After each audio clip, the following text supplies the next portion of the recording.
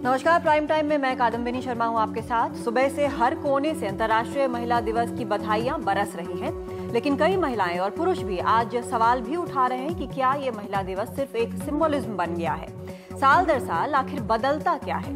16 दिसंबर के दिल्ली गैंगरेप के बाद क्या हालात बेहतर हुए हैं? क्या महिलाओं के खिलाफ अपराधों में कोई कमी आती दिख रही है? महिलाओं की सुरक्षा आज की तारीख में मुख्य मुद्दा बन गया है।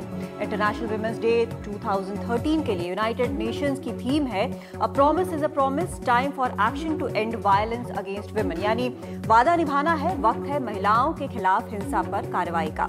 जब महिलाओं के खिलाफ किसी अपराध का मामला हेडलाइन बनता है तो क्विक एक्शन होता है, राजनीतिक बयान आते हैं कि दोषियों के खिलाफ कार्रवाई होगी, हम इसकी निंदा करते हैं, मेरी भी बेटियां हैं, मेरी बेटियों को भी असुरक्षित महसूस होता है, वगैरह वगैरह। ये बयान मुझे अब नववर्ष, होली, दिवाली की शुभकामनाओं जैसे ही लगते हैं, जिनका एक एक शब्द आपको पहले से पता होता है और एक रूटीन एक्सरसाइज ये होता है। लेकिन बात सिर्फ सरकारी सुरक्षा की नहीं है, बात समाज की भी है।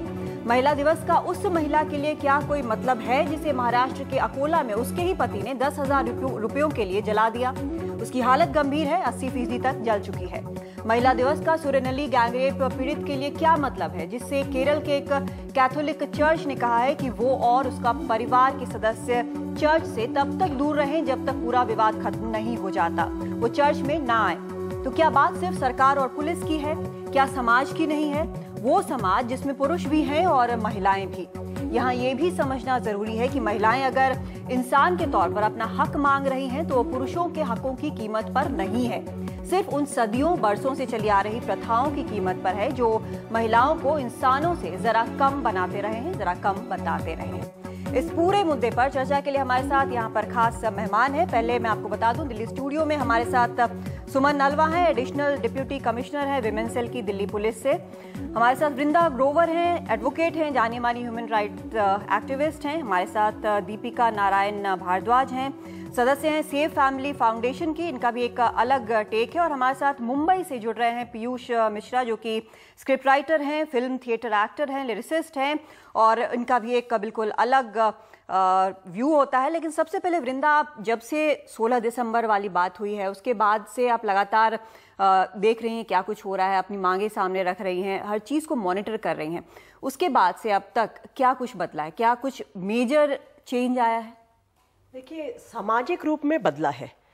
महिला का मुद्दा, महिला की सुरक्षा का मुद्दा, महिला के हकों का मुद्दा, कि हमारे शरीर पर और हमारे रहन सहन पर, हमारे सड़क पर चलने पर, जिंदगी जीने का जो हमारा हक है वो आज समाज में सामने रखा गया है। वो बात अब केवल कुछ गुटों में नहीं चल रही, वो सारे समाज के सामने आ चुकी है। तो ये मेरा मानना है कि हम पूरे समाज में एक कदम आगे बढ़ा है। कानूनी रूप में क्या कुछ बदला है? बहुत कम। ऑर्डिनेंस जो आया है उससे खास कुछ अंतर नहीं आने वाला, बल्कि वो कई तरह से आज के इंडियन पीनल कोड से खराब है। नए कानून आने की बात है, देखते हैं उसमें क्या आता है।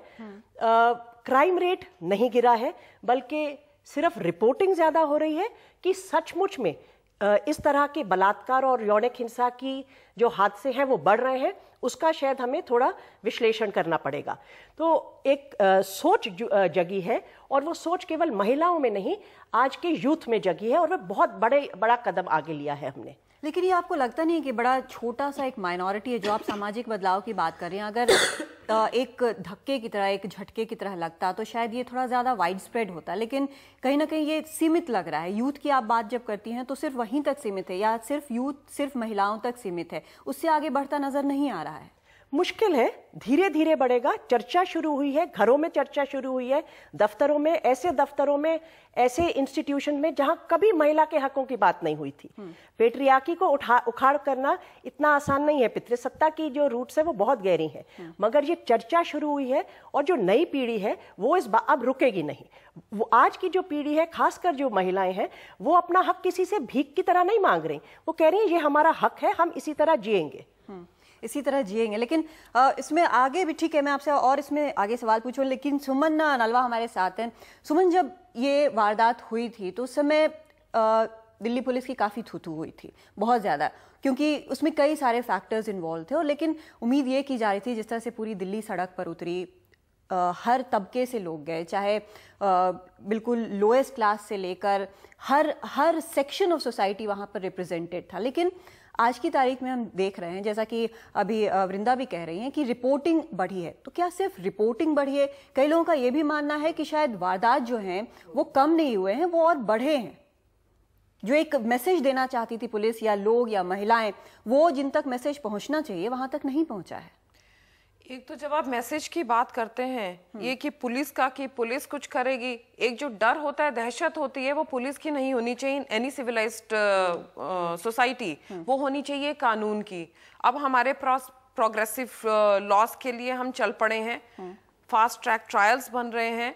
सो ऑब्वियसली इसका एंड रिजल्ट ये है कि अगर कभी कानून का भंग होता है तो उसमें पुलिस है, उस पर उनको पकड़े कल्प्रिट्स को, एंड जो जुडिशियल सिस्टम है वो ये इंश्योर करे कि उनको पनिशमेंट होती है।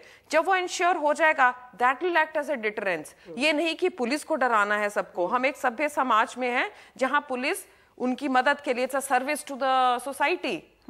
और आप जब बात कर रही थी राइट बेस्ड अप्रोच की, महिलाएं हैं अपने राइट्स के लिए लड़ रही हैं, तो उसमें हमने कहीं पर एक ड्यूटी बेस्ड अप्रोच जो था कि सोसाइटी की एक ड्यूटी है to give women their due, वहां पर सोसाइटी फेल कर गई है। तो अगर हम निंदा करते हैं तो वो पुलिस की निंदा नहीं, पूरे समाज की निंदा है। अब हम वहां से गुस्से से हम ऊपर उठे हैं जब 16 दिसंबर के इंसिडेंट के बाद, तब हमने देखे कि कितने क्रैक्स हैं। वो पुलिस में नहीं है, वो पूरे समाज में है, एट एवरी स्टेप। अब हम करेक्शन की भी बात करते हैं, we talk about correction at every level. फिर हम बात करते हैं अपने एजुकेशन सिस्टम की, हम बात करते हैं अपने घरों में अपने आसपास के लोगों की मानसिकता को बदलने की।